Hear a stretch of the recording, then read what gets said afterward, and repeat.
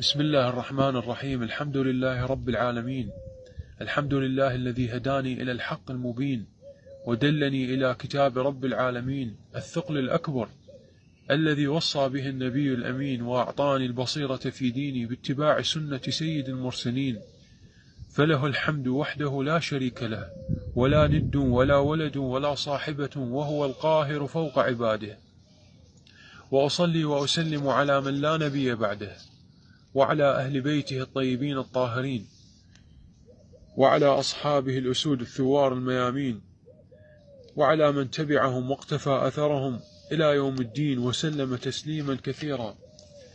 أما بعد، أنا أخوكم استعنت بالله وبحثت في مذهب النفس المطمئنة، مذهب أهل السنة والجماعة، وأنا في أوساط الحوزات والمراجع الشيعية، وأنا من بيت شيعي أقر واعل بفضل الله علي وعلى المؤمنين ترك التشيع المقيت الذي لم يعلمني إلا اللطم والبكاء والبعد عن القرآن وسب أصحاب رسول الله صلى الله عليه وآله وسلم وكرههم وشتم أزواج النبي صلى الله عليه وآله وسلم وشتم عائشة أم المؤمنين وباقي أزواج النبي الكريم الذي ذكرهن الله عز وجل في كتابه إذ قال: أعوذ بالله من الشيطان الرجيم، النبي أولى بالمؤمنين من أنفسهم وأزواجه أمهاتهم.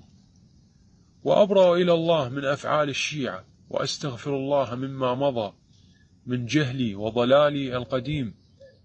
وهذه نصيحة إلى أخوتي وأحبابي النجفيين وجميع أهلي في الجنوب، سواء كان من النجف أو من كربلاء أو الحلة أو الديوانية، وأهلي في الناصرية أو في بغداد، فإني والله على تواصل مع إخوة لي في الله، شباب طيبين تركوا هذا المذهب الباطل ولزموا السنة وعملوا بها، وخصوصا في الناصرية وبغداد.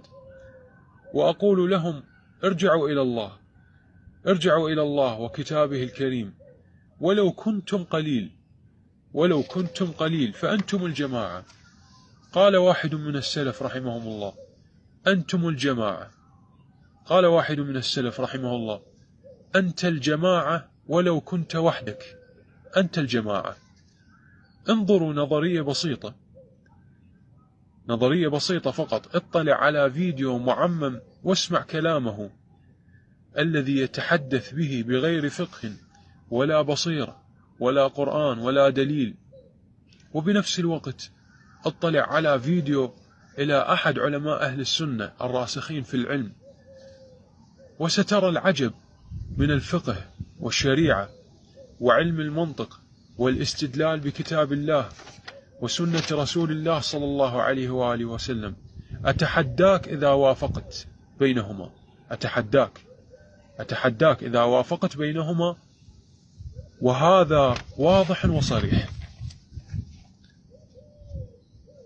فالمعمم إذا جلس أحدهم على المنبر لا يتكلم إلا بالخرافات والكذب والخداع والافتراء على أهل البيت عليهم السلام، ويفسر القرآن حسب هواه، ويأتي بالأحاديث المكذوبة على أهل البيت عليهم السلام والروايات التافهة التي تجعل الشاب الشيعي دائما بعيد عن القرآن وعن الحديث الصحيح والسنة الشريفة.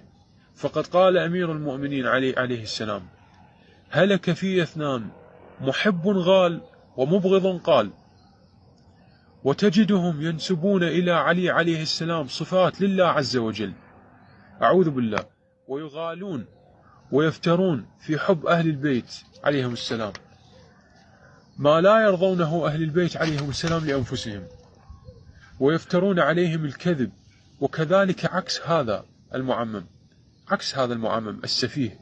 ابحث عن عالم من علماء أهل السنة أمثال الشيخ عبد الرزاق البدر حفظه الله ونفعنا الله بعلمه، وسترى الفقه والحديث والشريعة الصحيحة ما ستنبهر منه، والله شاهد على كلامي.